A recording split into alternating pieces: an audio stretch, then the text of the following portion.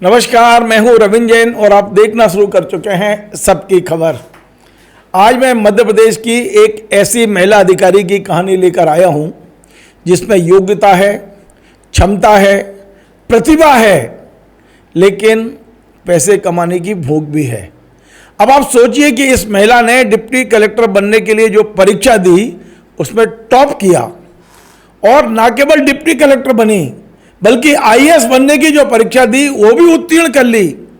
जब तक वो आईएएस बन पाती, आईएएस का पत्र हाथ में आ पाता, उसके पहले ही इस महिला पर भ्रष्टाचारी के आरोप लग गए हैं, रिश्वत मांगने के आरोप लग गए हैं। आप सोचिए, आज से ठीक 2 महीने पहले पूरे रिश्तेदार, नातेदार और जिस जिले में ये पदस्थ है वहाँ के तमाम राजनेता, विधायक, कलेक्टर, सीओ जिला पंचायत इस महिला का इसलिए सम्मान कर रहे थे कि इसका आईएएस में चयन हुआ है। आईएएस की चिट्ठी आती है उसके पहले आज सारे अखबार इसके भ्रष्टाचार से रंगे हुए हैं। जी हाँ, मैं बात कर रहा हूँ मध्य प्रदेश में 2022 की डिप्टी कलेक्टर पूजा सोनी के बारे में। मैं बता दूं, पूजा सोनी इस समय नरसिंहपुर जिले के तेंदुखेड़ा में पदस्थ हैं, एसडीएम है वहाँ की। रहने वाली पन्ना जिले के देवेंद्र नगर जो एक छोटा सा तहसील है वहाँ की रहने वाली है। सामान्य परिवार की हैं, बर्तन की दुकान है और पिता खेती भी करते हैं, जो जानकारी मेरे पास है।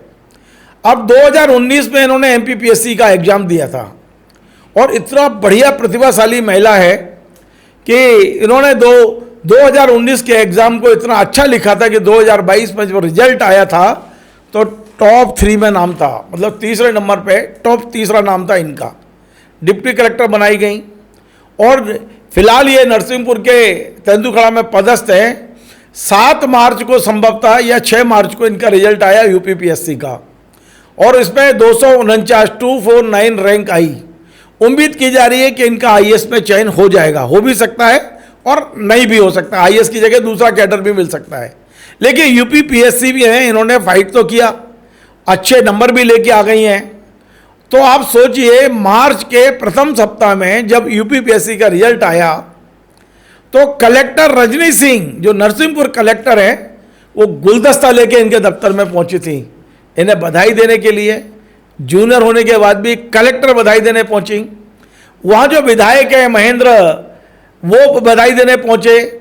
वहाँ जो जिला पंचायत के सीओ हैं, वह एक वरिष्ठ भारतीय जनता पार्टी के नेता जालिम सिंह पटेल, तमाम लोग गुलदस्ते लेके इन्हें बधाइयाँ दे रहे थे और इनके जीवन की लिए शुभकामनाएं दे रहे। आज नहीं तो कल आपका पत्र आएगा, आप आईएएस बनेंगी।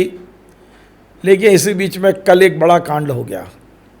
अब सुनिए, भाग्य कहाँ का कहाँ ले जाता है।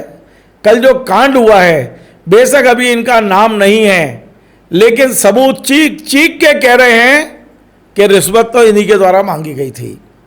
बताता हूं, दरअसल तेंदुखेड़ा में एक बिल्डर है, स्थानीय बिल्डर जिनका नाम है संजय राय।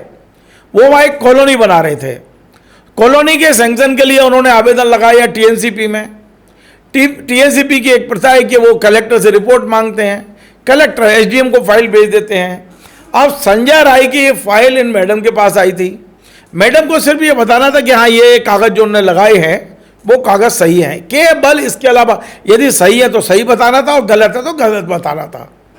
लेकिन मैडम के स्टोर ने फ़ोन कर दिया कि मैडम 25,000 रुपये मांग रही हैं और 5,000 मेरे ले आना, 30,000 का लिफाफा हो तो आना, नहीं तो। अब संजय बार बार ये कह रहे थे राय कि भाई इसमें मैं 30,000 काहे बात के दूंगा आपको, मेरे फाइल कंप्लीट है और आपको कोई रिपोर्ट नहीं लगानी, आपको कोई काम नहीं करना, आपको सिर्फ और सिर्फ ये बताना है कि मैंने जो टीएनसीपी में फाइल लगाई है और उसमें जो कागज़ लगाए हैं, खसरा लगाया है, रजिस्ट्री लगाई है, या ज़मीन के संबंधित जो जानकारियां हैं, वहाँ का लैंड यूज क्या है, क्या वहाँ कॉलोनी बना सकते हैं, ये सारी जानकारियां मैंने जो लगाई हैं, आपको केवल ये बताना है कि हाँ ये कागज़ सही है कि गलत है। उस बात के मैं 30,000 रुपये क्यों दूँ। लेकिन फाइल रोकी गई। और बड़ी मज़ेदार बात यह है कि वहाँ पर एक संदेश भेज दिया गया कि आप एसडीएम कार्यालय की साफ़ सफाई करा दीजिए, रंगाई पुताई करा दीजिए। तो इन्होंने कहा कि उसमें तो और भी ज़्यादा खर्चा आएगा, इससे तो अच्छा है कि मैं 30,000 रुपये ही दे दूँ आपको। ये सारी चीज़ों का चल रहा था। लेकिन संजय को महसूस हुआ कि ये मैडम का मुंह ज़्यादा फटा हुआ है, यानी कि ये 30,000 से मानेगी नहीं, 30,000 लेके भी ये कोई ना कोई काम कराएंगी, मतलब ये राशि लाखों में जा सकती है, इस तरह का अंदाज था उनको। तो उन्होंने धीरे से एक शिकायत ईओडब्ल्यू में की। अब ये सारे ऑन पेपर है जो चीज़ें मैं बता रहा हूँ, लेकिन जो पेपर पे नहीं है वो भी मैं बता देता हूँ। ईओडब्ल्यू को जब पहली शिकायत आई थी तो ईओडब्ल्यू ने इसकी जानकारी कलेक्टर रजनी सिंह को मौखिक दे दी थी। ईओडब्ल्यू के किसी जिम्मेदार अधिकारी ने कलेक्टर को बता दिया था कि आप अपनी एसडीएम को कंट्रोल करिए, नहीं फंस जाएंगी। कलेक्टर ने भी संकेत दिए ही होंगे, क्योंकि रजनी सिंह जी जो कलेक्टर जो जबलपुर में है, राघवन सिंह उनकी पत्नी रजनी सिंह जी हैं वहाँ कलेक्टर, उनने भी संकेत तो दिए होंगे, लेकिन मैडम मानने को तैयार नहीं। आप सोचिए, आप डिप्टी कलेक्टर, टॉप की डिप्टी कलेक्टर, आपका ब्राइट बहुत अच्छा कैरियर और आने वाले समय में आप आईएएस बनने वाली हैं, एक बड़ी जिम्मेदारी आपके कंधे पे आने वाली है, लेकिन लालच, केवल लालच, पैसे का लालच। और ये लगातार फ़ोन कराती नहीं कि पैसे ले आओ। फ़ोन किसने किए? इनके जो रीडर हैं, इनके जो एसडीएम के रीडर होते हैं, और इनका नाम बताया गया है सौरभ यादव, भाई 25-26 साल का लड़का है। और इनका एक प्यून है, वो भी फ़ोन करता रहा कि मैडम कह रही है कि आप पुताई कब कराओगे, ठेकेदार आ गया है, आप, ये तमाम सारी चीज़ें हैं। तो ईओडब्ल्यू ने उनको अपनी डिवाइस दे दी कि अब आप रिकॉर्डिंग करो, यदि प्रमाण होंगे तो पर हम छापे मार देंगे। अब वो जो राय हैं, संजय राय, वो डिवाइस जेब में रख के बात करने लगे इनसे, और वो डिवाइस में पूरी रिकॉर्ड हुई है। मैडम पैसे मांग रही हैं, मैडम कह रही है 25,000 से कम पे नहीं होगा काम। है आपका? संजय राय। आपने जो शिकायत की आज, ईओडब्ल्यू की कार्रवाई कितने बजे तक चली? शाम करीब 6:30-7 बजे तक। तो उसमें कार्रवाई में किन किन लोगों के ऊपर कार्रवाई हुई? कार्रवाई में 3 लोगों को दोषी बनाया गया, एसडीएम तेंदुखेड़ा, बाबू सौरभ यादव एवं उनका peon Sunil Patel. SDM madam को किस आरोप में दोषी बनाया गया? एसडीएम मैडम को रिश्वत मांगने के आरोप में दोषी बनाया गया है। तो रिश्वत उनसे रंगे हाथों पकड़ा गया कि कोई? हाँ, एसडीएम मैडम के द्वारा, एसडीएम मैडम के ऑफिस में बाबू को रंगे हाथों पकड़ा गया एवं एसडीएम मैडम उनके समक्ष दोनों के सामने रंगे हाथों पकड़ा गया। तो मैडम को किस आरोप में मतलब पकड़ा गया? मैडम कैसे सिद्ध करो आपकी मैडम भी आरोपी है? हमारे पास सारी वॉइस रिकॉर्डिंग्स हैं। एसडीएम मैडम के द्वारा मौखिक रूप से 30,000 रुपये की मांग बाबू के द्वारा कराई गई थी एवं एसडीएम के स्वयं के द्वारा हमसे उनका एसडीएम कार्यालय का पूरा पेंटिंग, डेंटिंग एवं रेनोवेशन का कार्य के लिए बोला गया था, जो हमारे पास वॉइस रिकॉर्डिंग में है। चूंकि वो कार्य, उसका बजट बहुत ज़्यादा था। तीसरा कौन है? तीसरा उनका प्यून है सुनील पटेल, जिसके माध्यम से फ़ोन लगवाकर हमसे वो पेंटिंग वगैरह का पेमेंट बुलाया जा रहा था। तो ईओडब्ल्यू ने तीनों को आरोपी बनाया? हाँ, ईओडब्ल्यू ने आज दिन में कार्रवाई करके तीनों को 2 आरोपी बनाया है। तो तीनों को भी छोड़ दिया कि साथ में लेके गए? नहीं, तीनों को भी यहाँ छोड़ के गए हैं, बाकी तीनों के ऊपर कार्रवाई की जाएगी। ठीक है। एसडीएम मैडम के द्वारा प्रत्यक्ष एवं अप्रत्यक्ष दोनों रूप से हमसे रिश्वत की मांग की गई है। ये सारी चीज़ें रिकॉर्डिंग में है। मैडम के भी कई उसमें वीडियो वो हैं। हालांकि ये बात सच है कि मैडम ने कोई राशि नहीं खोली है, उन्होंने कहा जैसी आपकी इच्छा है कर दो, आप पुताई करा दो आप। बहुत सारी रिकॉर्डिंग है। मैं आपको बता दूं, यदि ये मामला कोर्ट में जाएगा, प्रथम दृष्टया कोर्ट मैडम को मुलजिम बनाएगा। फिलहाल अब मैं आपको बताता हूं कि संजय ने जब डिवाइस में सारी रिकॉर्डिंग कर ली और सारे प्रमाण ईओडब्ल्यू के हाथ में पहुंच गए, तब ईओडब्ल्यू ने कल 14 तारीख को अपनी टीम भेज दी और एसडीएम के कक्ष में, ऐसा नहीं कि रीडर के कक्ष में, एसडीएम के कक्ष में 30,000 रुपये का लिफाफा जैसे ही संजय राय ने मैडम को देने की कोशिश की, मैडम ने इशारा कर दिया रीडर की तरफ। रीडर ने अपने हाथ में ले लिया और टीम ने पकड़ लिया। अब पकड़ा कौन गया? रीडर।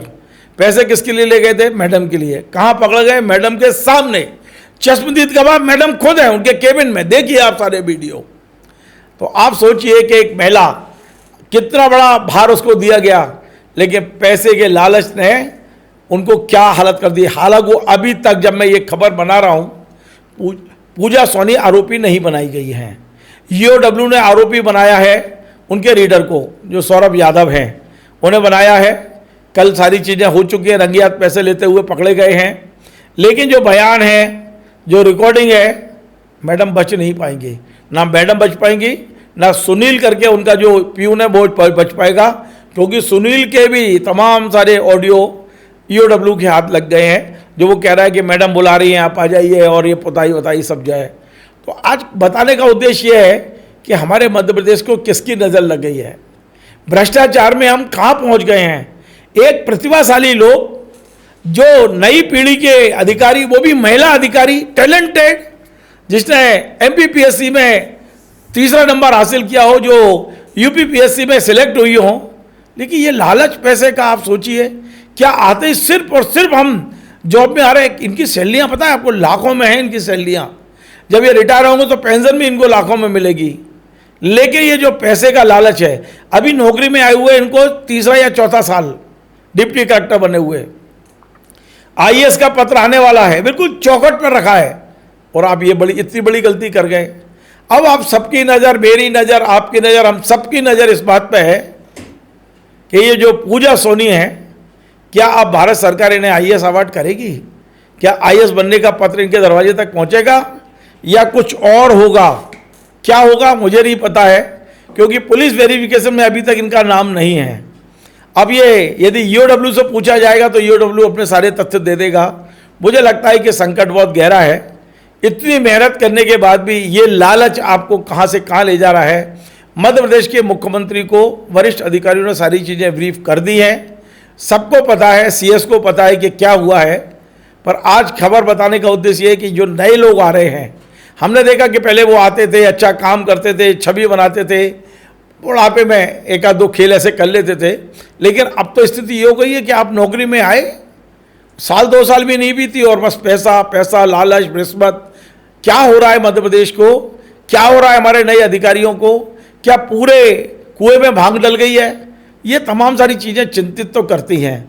और मुझे इसलिए भी थोड़ा सा दया भी आ रही है कि एक महिला, एक छोटे मध्यम परिवार की, जिसके परिवार में बर्तनों की दुकान, पन्ना की रहने वाली, जिसे सारे रिश्तेदार कल तक बधाई दे रहे थे, जिसे पूरा जिला बधाई दे रहा था, आज लोग आशंकित हैं कि अब ये ऐसा नहीं हो कि इस पर भी आरोपियों में इनका नाम आ जाए।